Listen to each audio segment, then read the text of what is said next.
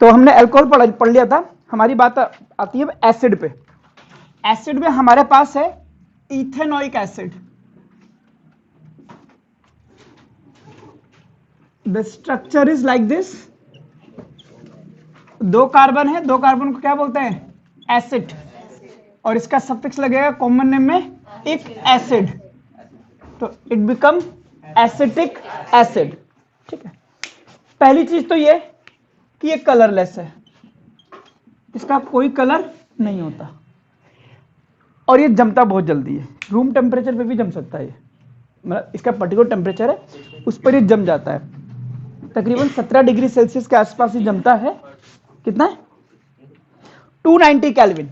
इसका freezing point कितना है? 290 केल्विन। तो कितना हुआ डिग्री सेल्सियस में? अरे फॉर्मूला क्या इसमें? 273 माइनस कर दो ना, डिग्री सेल्सियस में 273 जोड़ोगे तो केल्विन हो जाता है, ये रहा फॉर्मूला। कितना आ रहा है? 17 आ गया, तो it is around 17 degree Celsius, यानी कि सर्दियों में तो जम जाएगा। सर्दियों में दिल्ली का टेम्परेचर 4 डिग्री पहुंच जाता है कि नहीं? तो सोचो एक कलरलेस चीज जब जमेगी तो कैसी दिखेगी? हाँ मुझे पता है, हमने पढ़ा है, बिल्कुल बर्फ जैसा। इसीलिए इसको एक नाम और कहते हैं ग्लेशियर एसिटिक। इसका यूज इंपॉर्टेंट है, इसका यूज होता है विनेगर में। विनेगर कई जगह यूज होता है, आपको पता ही होगा, सिरका जिसको बोलते हैं। अब देखते हैं इसमें छोटी मोटी चीजें क्या क्या आ रखी हैं। फिजिकल प्रॉपर्टी, कलरलेस लिक्विड है, पानी में घुल जाता है विनेगर, सिंपल पानी में डाल सकते हो आप, कोई दिक्कत नहीं है। मेल्टिंग पॉइंट 17 डिग्री सेल्सियस, इसलिए सर्दियों में ये जम जाता है। It's corrosive and pungent smelling. अब आपको जो सिरका मिलता है that is not a pure form of acetic acid, उसमें एडिबल एसिड मिला दिए जाते हैं, तो उतना नहीं, बट प्योर अगर आप लोगे तो वो हाथों को जलन तो करेगा। तो कोरोसिव होता है, वीक एसिड होगा ही सही। केमिकल प्रॉपर्टीज में एस्टरिफिकेशन, ये भी हमने बात करी थी, जैसे आप एसिटिक एसिड की रिएक्शन इथेनॉल से करा देते हैं, किसकी प्रेजेंस में? कॉन्सेंट्रेटेड H2SO4 की प्रेजेंस में आप गर्म करो 443 केल्विन के आसपास, तो ये एसिड से H+ रियलिटी में OH निकालता है, और यहां से OH निकालेगा, वाटर अलग कर देगा। अब ये वाला बॉन्ड इसका खाली हो गया, ये वाला बॉन्ड इसका खाली हो गया, तो ये वाला यहां से जुड़ेगा CH2 से CH3, तो this is called ester. Ester की खास बात क्या है? फ्रूटी स्मेल होती है, स्वीट स्मेलिंग कंपाउंड होते हैं, and the reaction is called as esterification. ये तीसरी बार बता रहा हूं मैं आज, लिख लीजिए, पढ़ लीजिए उसको एक बार, लिखा हुआ तो आपने कई जगह होगा ही सही। सोडियम से रिएक्शन करा दो, इसकी NaOH से रिएक्शन कराएंगे तो हाइड्रोजन को हटा देगा, तो खुद आ जाएगा प्लस H2O, सोडियम इथेनॉइट, या इस एसिटिक एसिड का sodium salt of acetic acid, that is of course a carboxylic acid ना, हो जाएगा। एक रिएक्शन अपने आप कराइए, एसिटिक एसिड की रिएक्शन सोडियम कार्बोनेट से कराइए, फिर से कर ले बेटा, कोई दिक्कत नहीं। एसिटिक एसिड की रिएक्शन सोडियम कार्बोनेट से कराइए,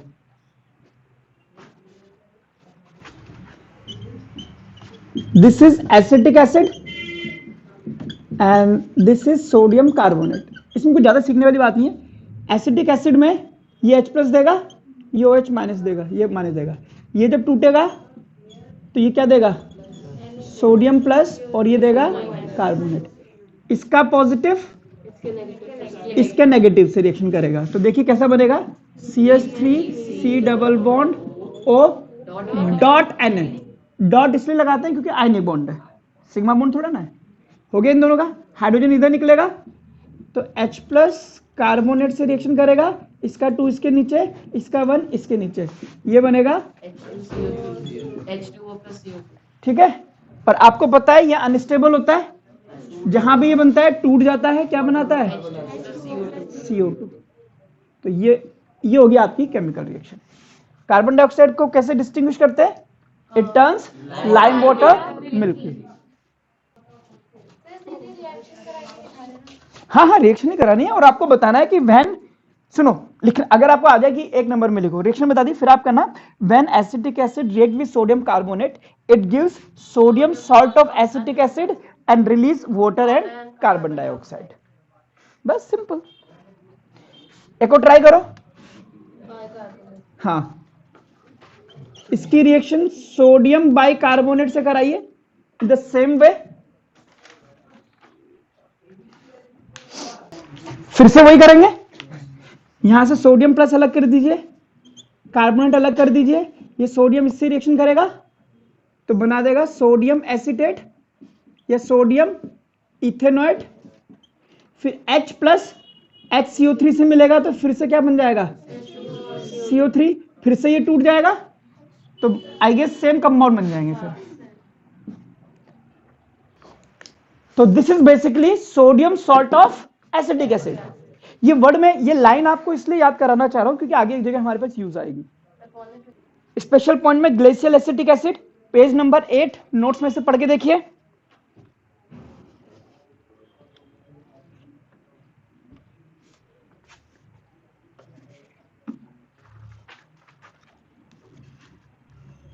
ठीक है, चलिए अब सामने देखिए। अब एक रिएक्शन है इथाइल इथेनॉइड की रिएक्शन करानी है। देखिए आपने ये चीज देखी है कि COO वाला ये माइनस हो जाता है, ये प्लस हो जाता है, ये तो याद ही हमें। अगर आपसे बोले कि इथाइल इथेनॉइड तो पहले आपको स्ट्रक्चर पता होनी चाहिए। इसका नाम क्या है? Ethyl ethanoid.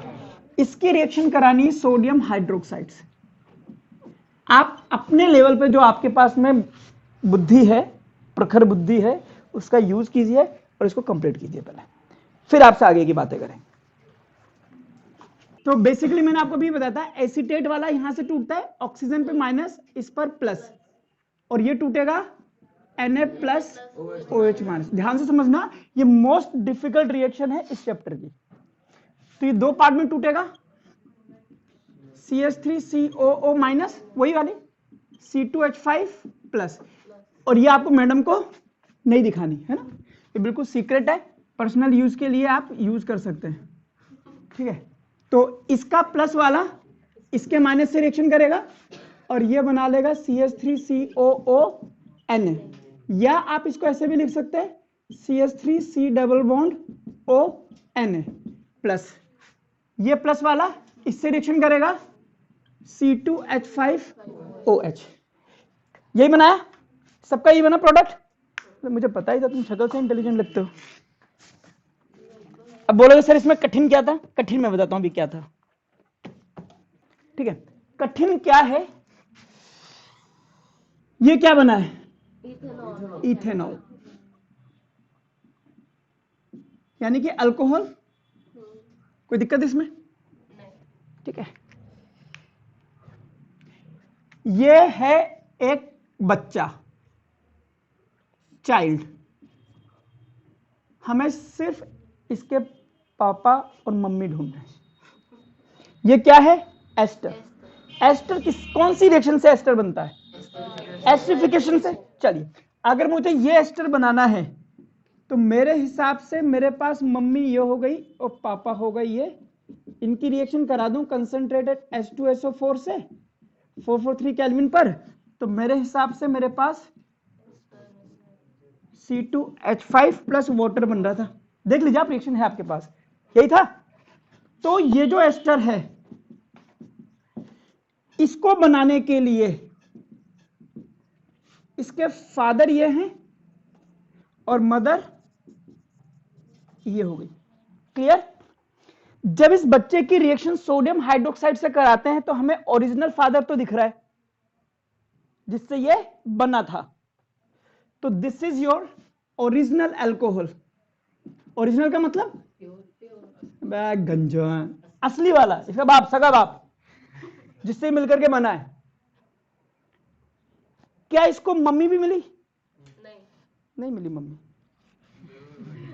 मम्मी की शादी हो चुकी थी, किससे हुई थी? जब मम्मी ने सोडियम से शादी करी तो मम्मी का बना एसीटेट, तो इसे मम्मी तो मिली but sodium salt of mummy मिला।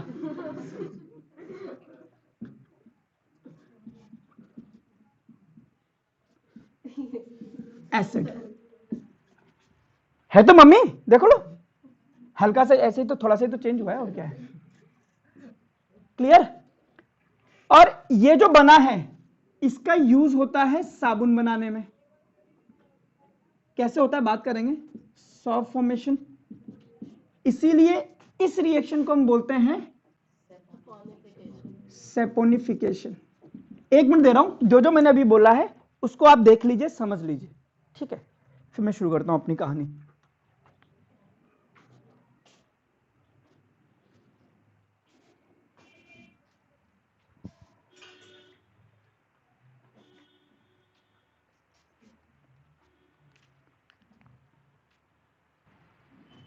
ये जो अल्कोहल है ये प्योर अल्कोहल। ओरिजिनल मतलब इसका पापा जिससे ये बना था, वो जो एस्टर जिससे बना है वो ओरिजिनल अल्कोहल मिल गया, ओरिजिनल एसिड भी मिला बट उसका सोडियम सॉल्ट मिल गया, ठीक है।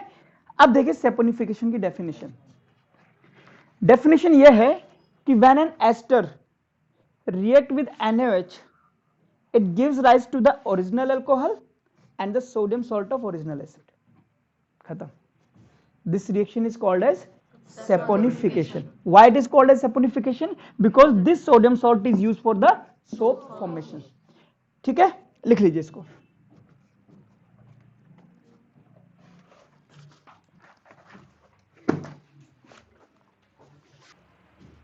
अल्कोहल का यूज कहां कहां होता है, टिंचर, आयोडीन, रेक्टिफाइड स्पिरिट बनाता है, कफ सिरप, इन सब में यूज होता है। अच्छा मैंने कुछ बना रही हो। एसिटिक एसिड का यूज कहां होता है, ऑयल कौन होता है, अल्कीन। वनस्पति घी कौन होता है, सैचुरेटेड। कंबशन में क्लीन फ्लेम कौन देता है, अल्केन्स। अनसैचुरेटेड कंपाउंड कैसे देंगे, yellow flame with black smoke.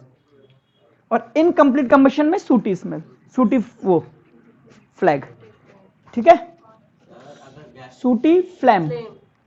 चलिए डन। ये था सेपोनिफिकेशन, पढ़ के देखिए उसमें से। When an ester is heated with dilute NaOH, dilute मतलब थोड़ा सा पानी वानी डाल करके बढ़िया उसको कर दिया, कंसंट्रेटेड नहीं लिया, it gets converted to the original alcohol papa and sodium salt of the carboxylic acid, जिससे ये मिलकर के बना था carboxylic acid. This reaction is known as saponification. Why, because it is used in the preparation of the soap. और चलिए power alcohol. Power alcohol क्या होता है, पहले क्या था कि अब हम जो है प्योर पेट्रोल अगर हम यूज करने लग जाएंगे तो बड़ा महंगा आता है, गल्फ कंट्री से मंगाना पड़ता है इंडिया को, पेट्रोल हमारे यहाँ थोड़ा ना होता है, ठीक है। तो अगर तो इन्होंने सोचा कि कुछ ऐसा काम करा जाए कि पेट्रोल कम यूज हो, तो इन्होंने जैसे कि 1 लीटर पेट्रोल है, गैसोलीन बोलते हैं पेट्रोल को, उसमें 20% अल्कोहल मिलाना शुरू कर दिया और उसको नाम क्या दिया गया, पावर अल्कोहल। पढ़ के देखिए, alcohol is also used as a fuel in internal combustion engine. ये कौन से वाले कंबशन, इंटरनल कंबशन इंजन बोले तो जो गाड़ी में लगते हैं, स्कूटी में, बाइक में, लूना में, हीरो पुक में, जितने भी चलते हैं सब में इंटरनल कंबशन इंजन ही लगते हैं। Engine in form of power alcohol which is a mixture of absolute alcohol and petrol. Alcohol कितना डालेंगे 20% और पेट्रोल कितना है 80%, इसको हम बोलते हैं पावर अल्कोहल। और आगे देखिए रेक्टिफाइड स्पिरिट, ये एंटीसेप्टिक होता है, इसमें 95% तो अल्कोहल होता है और 5% क्या होता है, वाटर। पूरा अल्कोहल डाल देंगे तो बहुत ज्यादा जलन हो जाएगी, सिर्फ पानी उसको थोड़ा सा, हाँ जैसे आप डिटोल लगाओ, डिटोल बहुत तेज जलता है बट सेवलोन थोड़ा सा कम जलता है। चलिए विनेगर, विनेगर क्या होता है, 5 से 8% solution of acetic acid is called vinegar. कहां यूज होता है, अचार वचार को प्रिजर्व करने में अलोंग विद द चाउमीन। अब देखिए एक क्वेश्चन कीजिए, a compound A react with compound B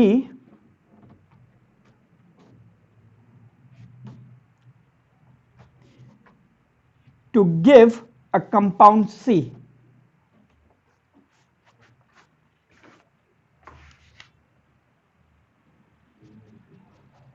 Compound A react with compound B to give compound C.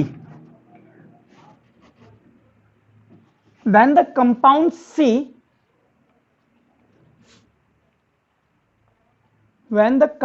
C is treated with dilute NaOH, it gives compound D and B. D and B.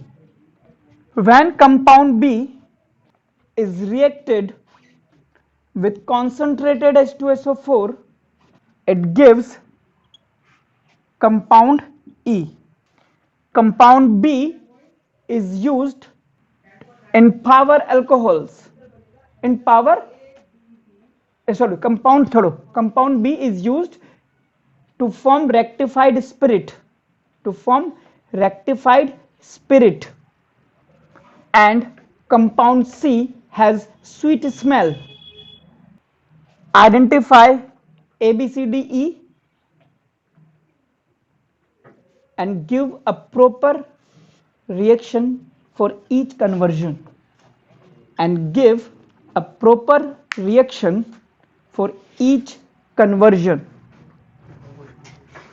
Try कीजिए इसे, कोशिश करना पन्ना ना पलटना पड़ जाए आपको।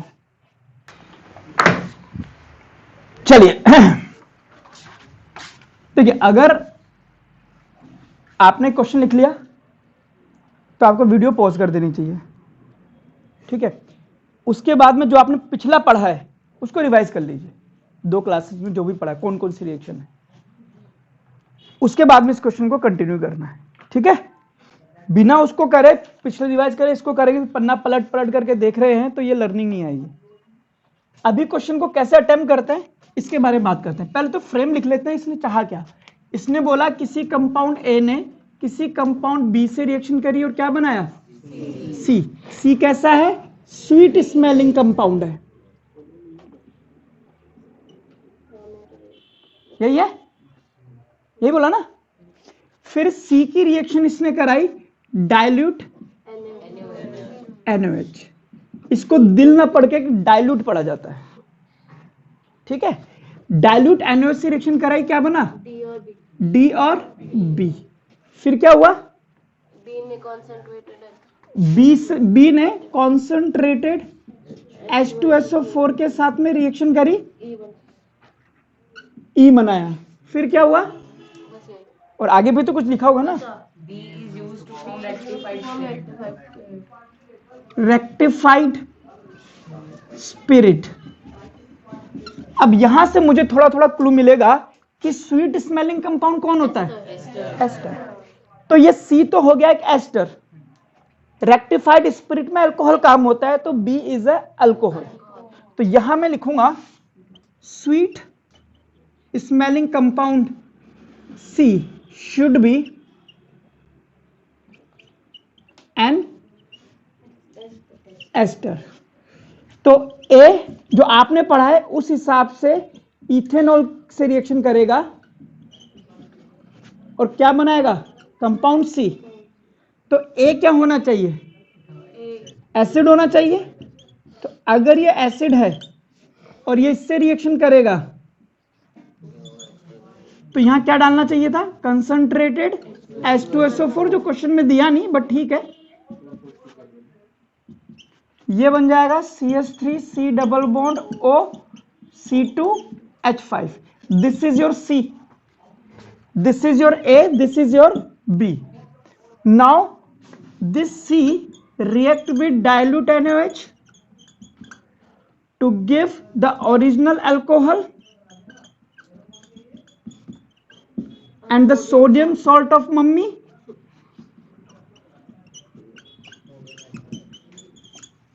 When this B react with concentrated H2SO4, क्या बनेगा है?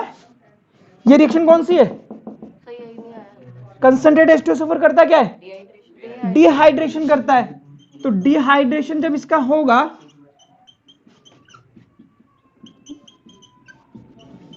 तो एक से OH दूसरे से H निकलेगा और ये दोनों मिलकर के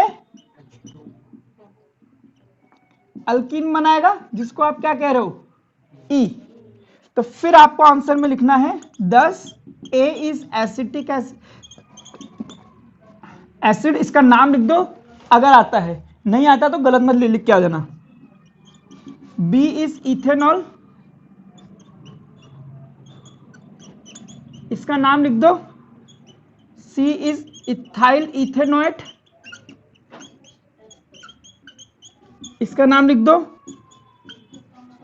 D is sodium salt of acetic acid, sodium ethanoate, यहां नाम लिख दिया। और E इज इथीन। और इस तरह से आप ये रिएक्शन भी देके आ जाएंगे, बस आपका काम खत्म। हाँ लास्ट में ई वाला बेटा जा करके ना डिहाइड्रेशन पढ़ो, पहले घर पे पढ़ना भी होता है, उसको पढ़ो, फिर समझ में नहीं आएगा तब बताऊंगा मैं।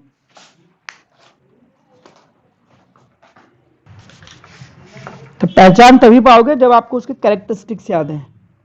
क्या देता है यहां पर? ए जो है वो ग्लेशियल एसिटिक एसिड बोल नहीं सकता ना, तो पता ही लग गया एसिटिक एसिड। या पिकल्स के प्रिजर्वेशन में काम आता है, तब आपको पता लगेगा कि यार this should be acetic acid. या मॉलिक्यूलर फॉर्मूला लिख देगा ए का, C2H4O2, compound A C2H4O2, react with compound भी ये ऐसे करके ऐसे भी कर सकता है।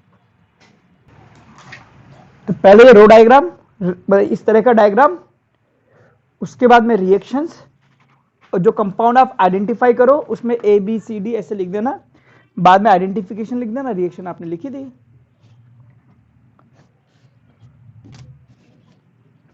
चलिए हेडिंग आप डालिए soap and cleaning action, soap and cleaning action. देखिए मैंने आपको बताया था कि जब ये बनता है तो इसको बनाने का प्रोसेस कहलाता है सेपोनिफिकेशन। क्यों? क्योंकि ये कंपाउंड सोप बनाने में काम आता है। कैसे काम आता है? यहां पे हमने 2 कार्बन लिए हैं।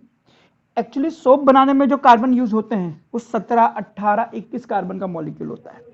इसमें कार्बन ऐसे जुड़ता जाता है, जैसे ये CS2 आगे भी जुड़ता जाएगा, CH3 ऐसे करके कार्बन हर एक जगह carbon carbon carbon carbon carbon carbon ऐसे करके कार्बन की चेन होती है। लास्ट में COO आता है और फिर सोडियम आता है। तो तकरीबन 17-18 कार्बन की चेन होती है, हर जगह ये कार्बन जुड़ा होता है, CS2 CS2 CS2 इस तरह से। तो बेसिक स्ट्रक्चर ये हो गई कि एक कार्बन की ये चेन है और लास्ट में COO सोडियम है। इन दोनों के बीच में कौन सा बॉन्ड है? Ionic bond. इसको हम पोलर बॉन्ड भी कहते हैं। तो ये पोलर हेड हो गया। पोलर वो जिसमें प्लस और माइनस अलग अलग दिख जाए, आपको दोनों अलग अलग दिख रहे हैं, ये पोलर हो गया। और जो आयनिक कंपाउंड होते हैं वो पानी में घुल जाते हैं, they are water loving, they are called as hydrophilic head. और ये जो कार्बन की चेन मिल रही है इसमें सब में कोवेलेंट बॉन्ड है, और कोवेलेंट कंपाउंड पानी में नहीं घुलते हैं, तो इनको आप बोलते हो हाइड्रोफोबिक टेल। टेल किस पे नहीं होती? कहां पे आई है? ए के बाद आई है। ए के बाद आई है। अच्छा, ये तो कहानी होती है टेल, है ना? हाइड्रोफोबिक टेल ये पोलर नहीं होती है, इसमें प्लस माइनस कहीं नहीं दिखता, ये नॉन पोलर टेल भी कहलाती है। ठीक है, यहां पे कौन से बॉन्ड होते हैं? कोवेलेंट बॉन्ड होते हैं। और जो पानी से नफरत करते हैं, हाइड्रोफोबिया, रेबीज, रेबीज डिजीज को हाइड्रोफोबिया कहते हैं। कुत्ता काट लेता है तो आपको रेबीज होता है, तब आप पानी से डरते हो। ठीक है, खैर छोड़ो, जब काटेगा तब बात कर लेंगे। तो ये हाइड्रोफोबिक टेल है, पानी से तो डरता है बट ऑयल लविंग होता है। ये जो पानी से डरता है वो ऑयल लविंग, ऐसा नहीं कि जिसको रेबीज है वो तेल तेल मजा आता है उसको, ऐसा नहीं, मैं नॉर्मल बता रहा हूँ। तो कंपाउंड जो पानी से होता है हेड, वो ऑयल लविंग होता है। तो इसमें दो चीजें होती हैं, एक होती है टेल, एक होती है हेड। हेड जो है वो पानी के साथ में रहना चाहता है, जबकि टेल ऑयली कंपाउंड के साथ रहना चाहती है। इसको हम कह सकते हैं वन मॉलिक्यूल ऑफ सोप। ठीक है, अब क्या होता है कि क्लीनिंग एक्शन कैसे काम करता है उसके बारे में बात करते हैं। अगर आपके कपड़े पर, आप स्कूल में गए, खाना खाया, आधा खाया आधा लगाया कपड़ों को, तो ऑयल के दाग लग जाते हैं, डर्ट वर्ट होता है, उसमें भी ऑयली कंपाउंड होता है। तो बेसिकली अगर ये आपका कपड़ा है इस तरह से, ये रख, ऐसा ही होता है, आजकल के कपड़े भी ऐसे बनने लग गए। अगर इसमें डर्ट या ऑयल का दाग लगा है, ये दाग लगा है, हमें इसको धोना है, तो क्या करेंगे? सबसे पहले डिटर्जेंट लगा दूं बिना पानी के? पानी में डाल तो पानी ऊपर सुमाले से ही क्या? सबसे पहले आप इसको पानी में डालोगे, फिर इस पे लगाओगे साबुन। अब क्या करेगा कि जैसे ये डर्ट है और आपने इसमें पानी भी लगा रखा है, पानी में है ना, वो भी, ये कपड़ा भी है, वो बनाया नहीं मैंने, इस तरह का है। जब आप साबुन लगाओगे तो आयनिक बॉन्ड टूट जाएगा, सोडियम पानी में घुलेगा, और ये वाला पार्ट है, ये वाला पार्ट किसके साथ रहना चाहता है? पानी के साथ, पानी के साथ, पानी के साथ। और ये पूंछ किसके साथ रहना चाहती है? ऑयल के साथ में। ये आपका डस्ट हो गया या ऑयल कंटेनिंग डस्ट हो गया, तो ये अपनी पूंछ इसको पकड़ेगी और इसका हेड इधर हो जाएगा। ऐसे कई सारे मॉलिक्यूल इसको पकड़ लेंगे। और क्या, पानी से दूर ऑयल की तरफ, जबकि हेड तो पानी के अंदर घुसा हुआ है। हेड पे कौन सा चार्ज होगा? नेगेटिव। सोडियम तो चला गया ना, सिर्फ COO माइनस ही तो बचा है कि नहीं? और ये जो बना है आपका पूरा, इसके लिए एक वर्ड दिया जाता है, स्फेरिकल क्लस्टर। और इस स्फेरिकल क्लस्टर को हम बोलते हैं मिसल। बन गया, और ये कपड़ा है ही सही यहां पे।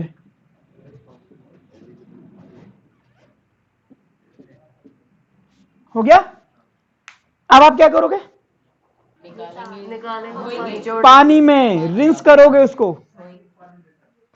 तो पानी में इसको रिंस करोगे, तो पानी में कपड़ा आपने पकड़ के हिलाया है, तो कपड़ा तो हिलेगा। तो न्यूटन का कौन सा लॉ लग रहा है? First law. आपने कपड़ा हिलाया है तो कपड़ा हिला, पानी थोड़ा ना हिला है, पानी वही रहना कोशिश करेगा। तो पूरा का पूरा मॉलिक्यूल ऐसा का ऐसा वहीं वहीं दे जाएगा, अलग से झाग बना हुआ दिखाई देगा। कपड़ा जितना हिलाओगे उतना ही उसमें से साबुन निकल निकल के बाहर आएगा। तो मिसल की फॉर्म में ये पूरा पानी के अंदर बहता हुआ अलग हो जाएगा, आपका कपड़ा अलग हो जाएगा। इसको बोलते हैं क्लीनिंग एक्शन।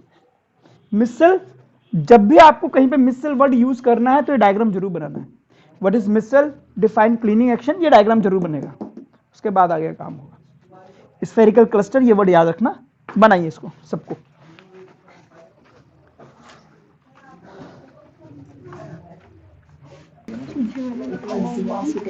अब नोट्स में से एक बार इसको पढ़ लेना, क्लीनिंग एक्शन, ठीक है।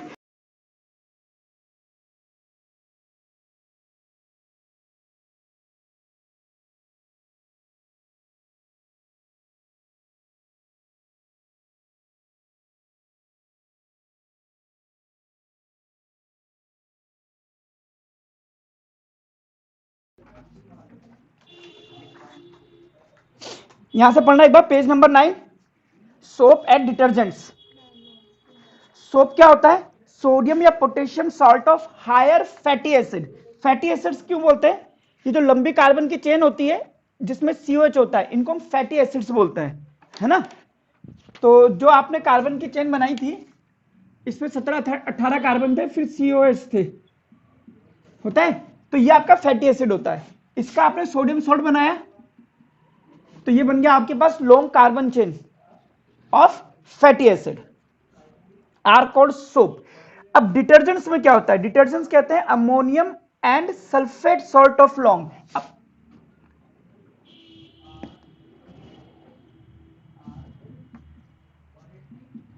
ये है आपके पास सोप और ये है आपके पास में डिटर्जेंट।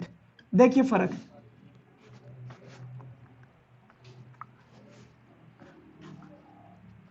ठीक है। बाकी आपको मिसेस ने बता दिया था। अब बात करते हैं वाटर की, ठीक है। वाटर क्या होता है? वाटर आपका दो टाइप का होता है। एक होता है आपके पास में सॉफ्ट वाटर, एक होता है हार्ड वाटर। सॉफ्ट वाटर वो होता है जिसको आप किसी की तरफ उछालोगे तो उसको कुछ नहीं होगा, लेकिन हार्ड वाटर आपने उछाल दिया तो उसका सर फट सकता है, ठीक है। ऐसा कुछ नहीं होता। सॉफ्ट वाटर वो होता है जिसमें साबुन झाग बना देता है, ठीक है। मतलब सोप कैन फॉर्म, झाग को क्या बोलते हैं? लेदर बोलते हैं। अच्छा, LATHER। नहीं यही है। स्पेलिंग गलत है? नोट्स में क्या है? ए आएगा। LEA LA आएगा। स्पेलिंग गलत है मेरी? हाँ। अगर तेरी गलत नहीं है बताऊंगा मेरे को। तो पक्का यही है। या झाग बनाता है, ठीक है। इस ऐसे वाटर को हम बोलते हैं सॉफ्ट वाटर। लेकिन जो हार्ड वाटर होता है उसमें इंप्यूरिटी होती है। किस चीज की इंप्यूरिटी होती है? उसमें आपको कैल्शियम एंड मैग्नीशियम के सॉल्ट होते हैं, ये होते हैं। इसमें ये झाग नहीं देता, ये क्या बनाता है? प्रेसिपिटेट बनाता है, फॉर्म्स PPT। अब क्या होता है, सपोज करो आपके पास कभी कभी ऐसा होता है कि कुएं में ऐसा पानी निकल रहा है, हेडपंप पे ऐसा पानी आता है, या समंदर का पानी आ गया, ठीक है। तो या फिर आप बाथरूम में पानी में नमक डालो, उससे कपड़े धोने की कोशिश करना। अब उस केस में क्या होता है कि उसमें आपने कैल्शियम और मैग्नीशियम के सॉल्ट अगर उसके अंदर हैं, तो जब आप कपड़े के ऊपर साबुन लगाओगे तो वो झाग नहीं देगा। वो क्या करेगा? कैल्शियम और मैग्नीशियम के सॉल्ट से रिएक्शन करेगा और उसका PPT बनाएगा, वो अलग होगा।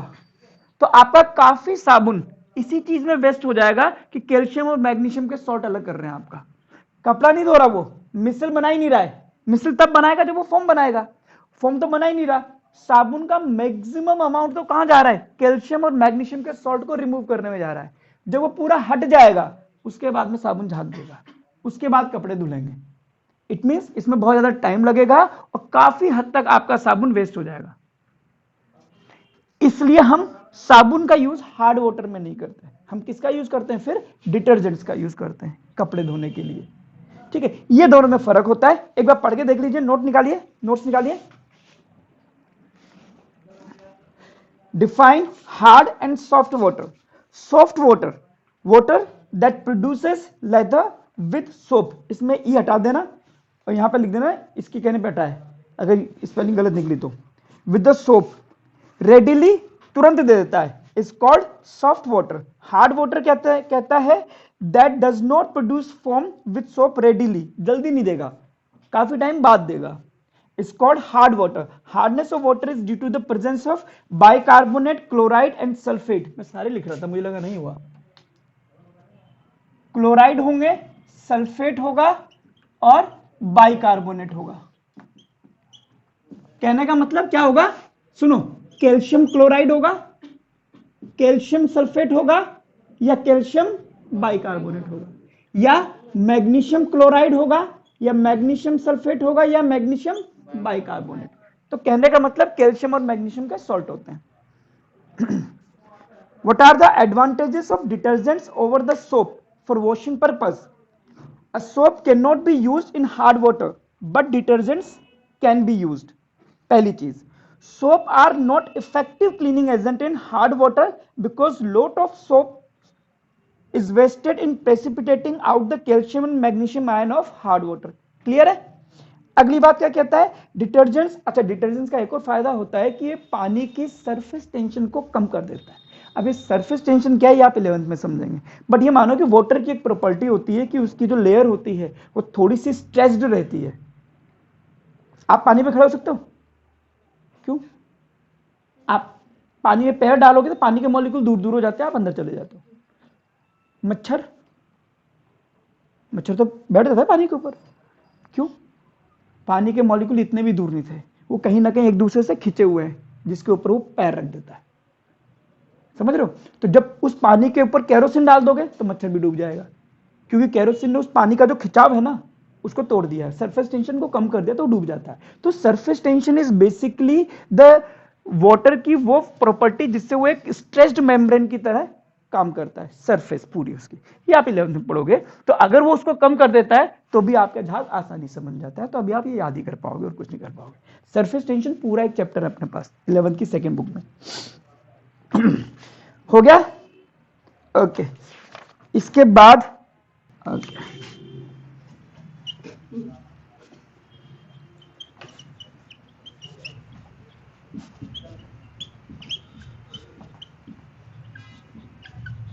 नौरंगी लाल, ये इसका नाम है।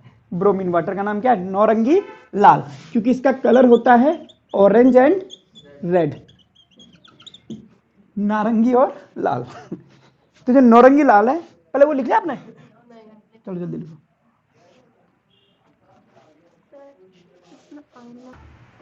देखिए, कोई भी अनसैचुरेटेड कंपाउंड जो होता है,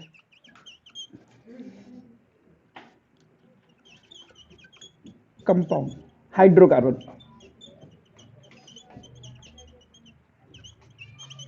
जब इसकी रिएक्शन नौरंगी लाल से कराई जाती है, ब्रोमीन वाटर Br2CCl4 होता है बेसिकली, ठीक है?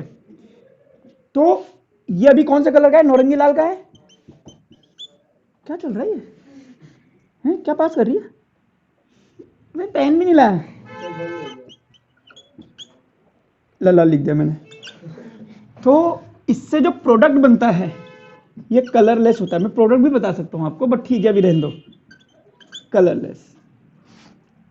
इसका मतलब है नौरंगी लाल ने किसी कंपाउंड से रिएक्शन करी और उस कंपाउंड ने नौरंगी लाल को कलरलेस कर दिया। तो उस कंपाउंड में क्या होना चाहिए? कार्बन कार्बन डबल बॉन्ड या ट्रिपल बॉन्ड, ओनली अनसैचुरेटेड। मतलब अगर आप बात करोगे alkane can not decolourise Naurangi bromine water, but alkene and alkynes can decolorize bromine water। यही आपके लिए ब्रोमीन वाटर टेस्ट है, इससे ज्यादा कुछ नहीं। रिएक्शंस आपको लिखने को नहीं बोलेगा, इसलिए वो छोड़ दो। बाकी रिएक्शन अगर आपको देखने को चाहते हो आपको बता दूं तो देखिए, रिएक्शन ये होती है। CCl4 के प्रेजेंस में ब्रोमीन एक यहां और यहां जुड़ जाता है, तो इट विल बिकम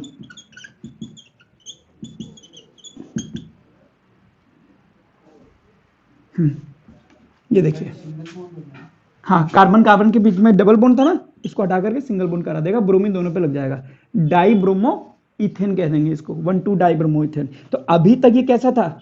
नौरंगी लाल था, अब ना नौरंगी बचा ना लाल बचा। तो it is basically a test to identify whether the compound has carbon carbon multiple bond और नॉट।